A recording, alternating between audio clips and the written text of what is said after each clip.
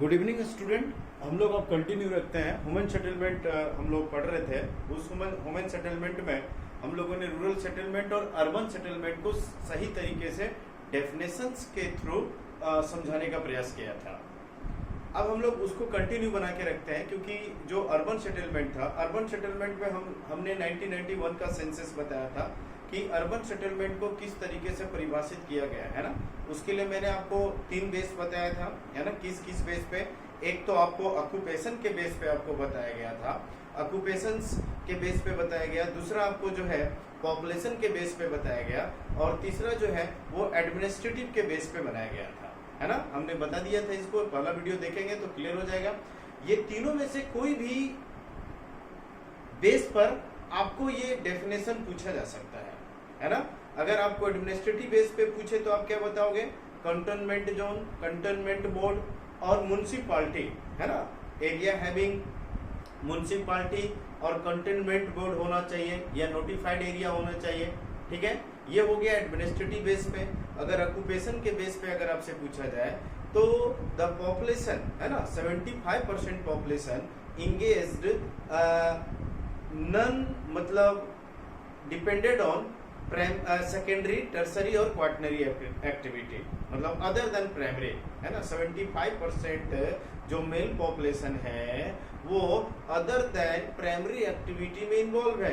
तो वो किस बेस पे आपको बताया गया? वो आपको ऑक्यूपेशन के बेस पे बताया गया। अगर आप पॉपुलेशन के बेस पे बात करें तो पॉपुलेशन के बेस पे जो पॉपुलेशन है वो 5000 पर्सन, है ना। और पॉपुलेशन डेंसिटी कितनी होनी चाहिए? तो 400 पर्सन पर स्क्वायर किलोमीटर। ये भी आपको क्लियर हो गया था।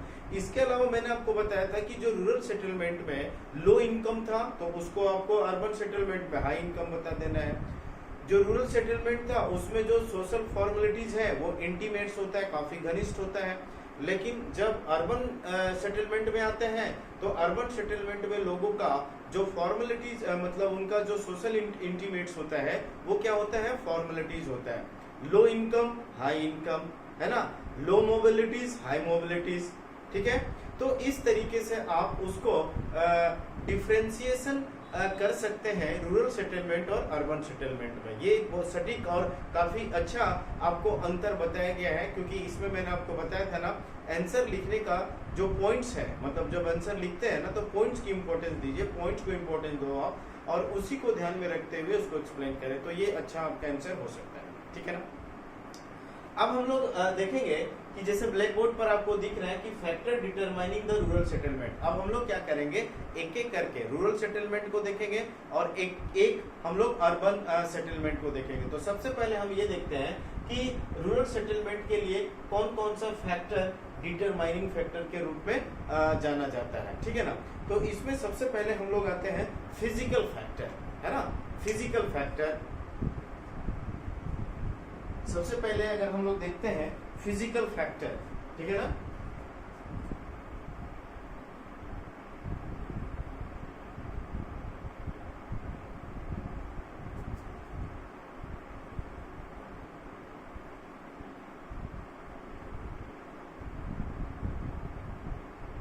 दूसरा हो गया सोशल स्ट्रक्चर, ये तो हम लोग उसको बोल सकते हैं सोशल और इथनिक फैक्टर, है ना। सोशल और इथनिक फैक्टर, और तीसरा जो है वो है आपका सिक्योरिटी फैक्टर, है ना। तीसरा आपका क्या है? सिक्योरिटी फैक्टर, ठीक है। मतलब मोटा मोटी आपको क्या याद रखना है, ये 3 फैक्टर जो है रूरल सेटलमेंट को क्या करता है? डिटरमाइन करता है। तो इस फिजिकल फैक्टर्स में क्या है? फिजिकल फैक्टर में ये देखेंगे कि जब हम कोई भी सेटलमेंट बनाते हैं ना, जब हम कोई भी सेटलमेंट बनाते हैं तो उसमें ध्यान क्या रखा जाता है? जैसे कि वो एरिया कैसा है, प्लेन एरिया है, प्लेट्यूज एरिया है या माउंटेन्स एरिया है ना, ये ध्यान रखा जाता है। इसके अलावा ये भी ध्यान रखा जाता है कि क्लाइमेट कैसी है, है ना, ज्यादा गर्म वाला क्षेत्र तो नहीं है या ज्यादा ठंडा वाला क्षेत्र तो नहीं है, है ना। तो ये भी ध्यान रखते हैं हम जब सेटलमेंट को बनाते हैं या सेटलमेंट का जब निर्माण करते हैं। तो इसके अलावा जो अवेलेबिलिटीज ऑफ वाटर है, जैसे वाटर की कमी है तो वहां लोग रहना पसंद नहीं करते हैं, जहां वाटर की अधिकता है वहां लोग ज्यादा रहना पसंद करते हैं। तो these are the physical factor, है ना। तो दीज आर इंक्लूड्स, अगर आप बात करें कौन कौन से चीज इसमें इंक्लूड्स होते हैं, तो दीज आर इंक्लूड्स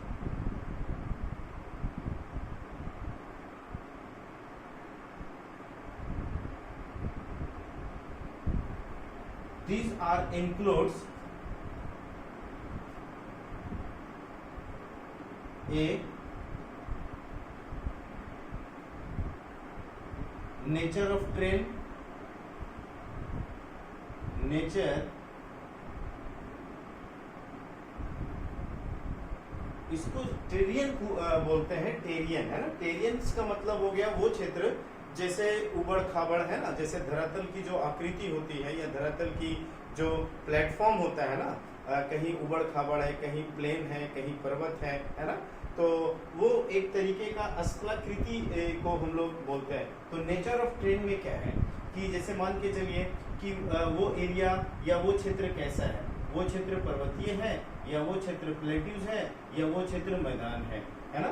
तो नेचर ऑफ ट्रेन में हम लोग इस चीज को ध्यान रखते हैं। जाहिर सी बात है कि जो प्लेन एरिया है is more comfortable than hilly areas और प्लेट्यूज एरिया। इसमें हम आसानी से कंस्ट्रक्शन कर सकते हैं, है ना, इनिशियल कॉस्ट भी कम लगती है। तो इसके वजह से क्या है कि प्लेन एरिया जो है वो काफी कंफर्टेबल समझा जाता है। किसके कंपेयर में, आपको माउंटेन और प्लेट्यू के कंपेयर में। तो ये एरिया कैसा होना चाहिए, प्लेन एरिया होना चाहिए। इसके अलावा दूसरा जो है एल्टीट्यूड्स को भी ध्यान में रखते हैं। एल्टीट्यूड्स, है ना,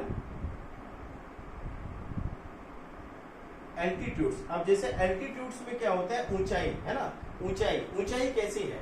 तो जाहिर सी बात है कि कोई भी जो सेटलमेंट है ना, कोई भी जो सेटलमेंट है, हम ये ध्यान रखते हैं कि वो ज्यादा मतलब हाइट पे नहीं होना चाहिए। मतलब ज्यादा हाइट का मतलब क्या है कि इसकी जो ऊंचाई है वो मतलब प्लेन एरिया से रिलेटेड ये भी है। प्लेन एरिया के संदर्भ में भी हम इसको समझ सकते हैं ऊंचाई को, है ना। ऊंचाई मतलब ज्यादा ऊंचाई का मतलब क्या हुआ कि जैसे ग्लोब है ना, ग्लोब की अगर हम बात करें तो ग्लोब में क्या है, ये आपका जो है ठंड प्रदेश है ना, ये आपका क्या है, पोलर रीजन्स है, और ये एरिया जो है इक्वेटोरियल बेल्ट है, ठीक है ना, ये एरिया साउथ पोल है ना।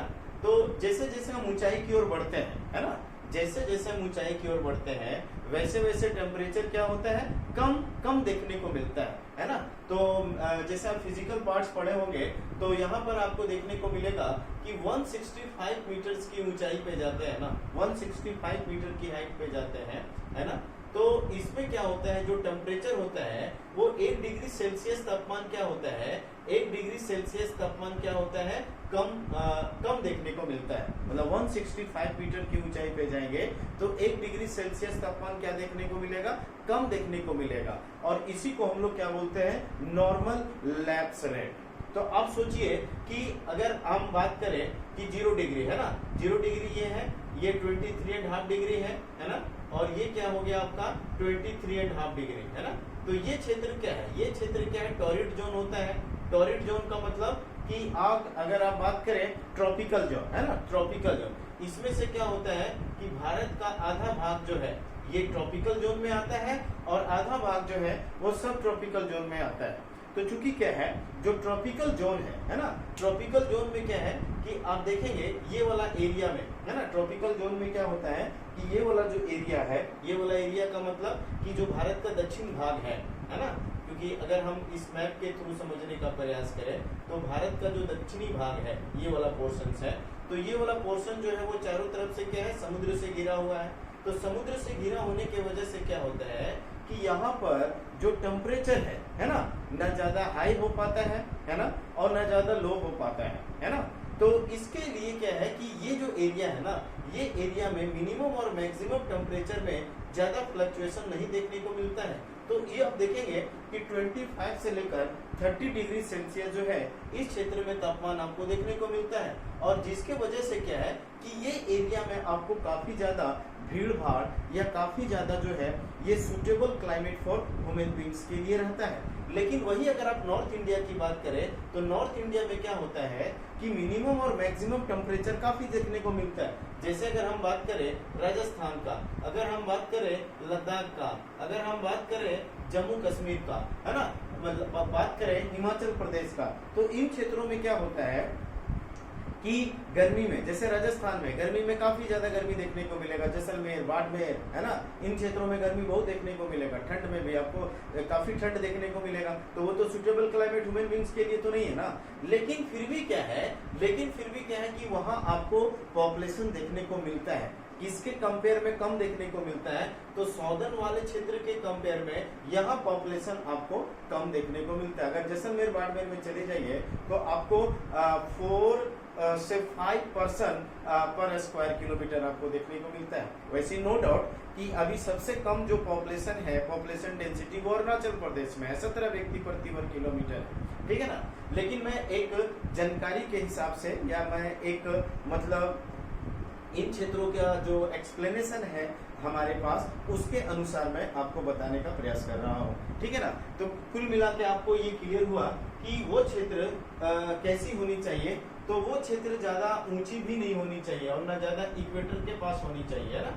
वो क्षेत्र क्या है, मतलब इक्वेटर से दूर, मतलब अगर आप देखा जाए तो 5 डिग्री से लेकर 23.5 और 23 से लेकर, मतलब अगर देखा जाए तो 45, है ना, 45, मतलब अगर आप देखेंगे मेडिटेरियन क्लाइमेट, अगर आप विश्व का क्लाइमेट पढ़ेंगे तो उसमें आएगा एक मेडिटेरियन क्लाइमेट, है ना, भूमध्य सागरीय जलवायु वाला क्लाइमेट, उसकी जो है वो 35 से लेकर 45 बोथ हेमिस्फीयर वाले क्षेत्र में पाया जाता है। और यहाँ पर आप देखेंगे ये दुनिया का सबसे अच्छा सुटेबल क्लाइमेट माना जाता है, दुनिया में सबसे अच्छा सुटेबल क्लाइमेट माना जाता है 35 से लेकर 45 वाला रेंज में जो है ना, जो पूरे मतलब अगर आप बात करें ग्लोब में, ठीक है। तो ये आपको क्लियर हुआ ना कि एल्टीट्यूड्स भी आपको जो है वो ज्यादा नहीं होनी चाहिए, ठीक है ना, क्योंकि ऊंचाई के साथ साथ क्या होता है, टेम्परेचर कम होते जाता है, ठीक है ना।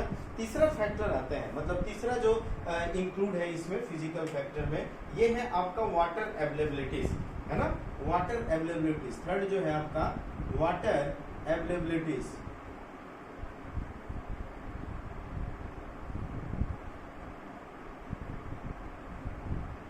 ठीक है ना। मतलब वाटर अवेलेबिलिटीज का क्या मतलब हुआ कि पानी की बहुलता, जिस क्षेत्र में पानी की बहुलता होगी या जिस क्षेत्र में पानी ज्यादा देखने को मिलेगा वहां पे लोग रहना पसंद करेंगे, है ना। और जिस क्षेत्र में पानी आपको कम देखने को मिलेगा वहां आपको पॉपुलेशन भी कम देखने को मिलेगा। तो these are the responsible factor of determining the rural settlement. तो अगर आपको फिजिकल फैक्टर पूछ देता है तो आपको ये चीज एक्सप्लेन करना होगा, ठीक है ना। तो ये क्लियर हो।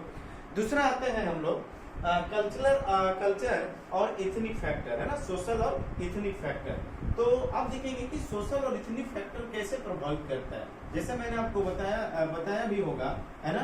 तो उसमें ये चीज आपको पता है कि जो सोशल स्ट्रक्चर है ना, मतलब these are include social structure, caste and religion, है ना, मतलब दीज आर इंक्लूड, यहाँ लिख देता हूँ, दीज आर इंक्लूड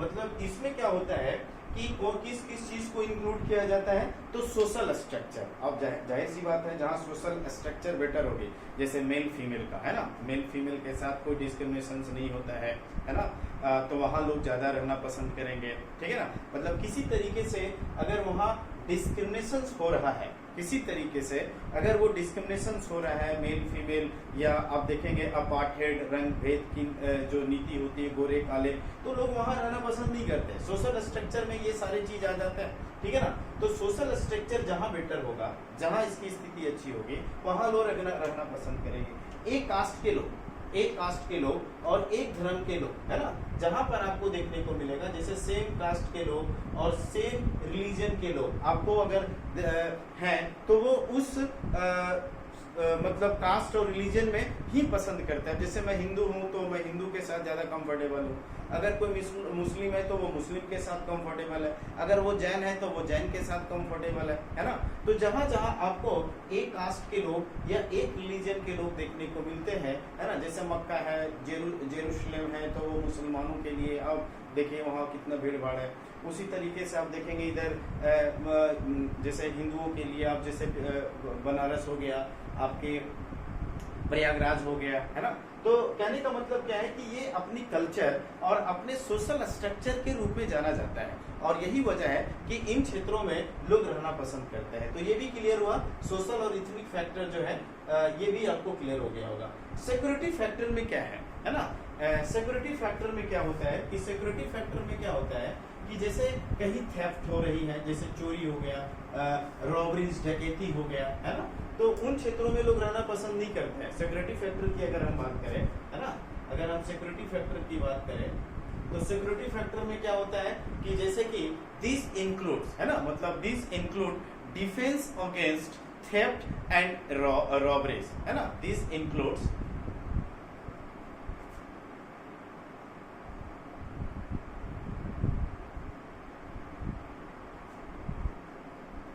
these है, these includes defense against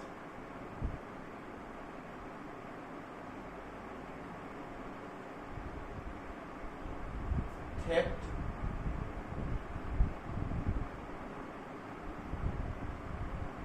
robberies, है ना। जहां चोरी डकैती होता है वहां लोग रहना पसंद करेंगे क्या? नहीं ना। तो ये रूरल सेटलमेंट की डिटरमाइनिंग फैक्टर है, आपको याद रखना है, ठीक है ना। आपको क्या करना है, आपको कंप्लीट याद रखना है कि किस तरीके से अगर पूछ they discuss the determining factor of rural settlement, तो उसमें आपको ये तीनों लिखना होगा। कौन कौन सा?